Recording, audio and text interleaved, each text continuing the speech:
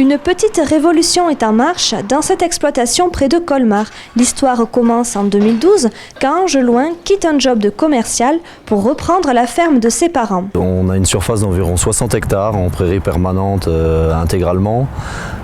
L'exploitation est en bio depuis 1998. Sur cette exploitation, qui livrait déjà du lait cru aux particuliers, il décide de construire un atelier de transformation. Plutôt que de produire du Munster, le fromage local par excellence, il joue la carte de la différence. On produit différents fromages, donc 3 fromages, une tome de montagne, un carré d'Achimette qui ressemble un peu à du camembert et le bleu des Vosges qui est un fromage à pâte persillée. On produit des yaourts, des crèmes dessert et une gamme de glaces. Ici, la diversification est poussée très loin. L'exploitation vend par exemple du bois de chauffage à une dizaine de clients. On produit environ 500 mètres cubes de plaquettes par an, ce qui permet d'entretenir les abords de nos parcelles. Aucune source d'énergie n'est oubliée. On a sur le toit du bâtiment une petite centrale photovoltaïque de 1000 m² qui couvre l'ensemble des toits des bâtiments d'élevage et 3 petites centrales hydroélectriques pour produire de l'électricité avec le courant de l'eau. Alors je pense qu'aujourd'hui on peut dire que la diversité est un point essentiel dans la résilience de l'exploitation parce qu'on a plusieurs sources de revenus différentes avec différents produits.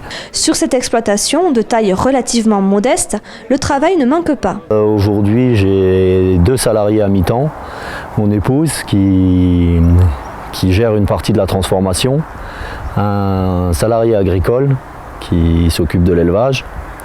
On a une apprentie qui vient de démarrer aujourd'hui, enfin c'est le mois dernier, et mes parents qui sont retraités agricoles mais qui fournissent encore un bon coup de main sur l'exploitation.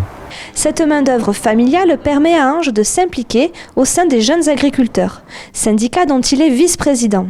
Dans les manifs ou les réunions au ministère, il applique toujours la même formule, s'investir à fond.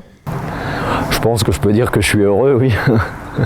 Mais satisfait du système, oui et non. Hein. Je pense qu'il faut toujours aussi rester à la recherche d'amélioration et garder à l'esprit qu'on peut toujours s'améliorer. Son prochain challenge, ouvrir un magasin de producteurs en lieu et place d'une enseigne de hard discount.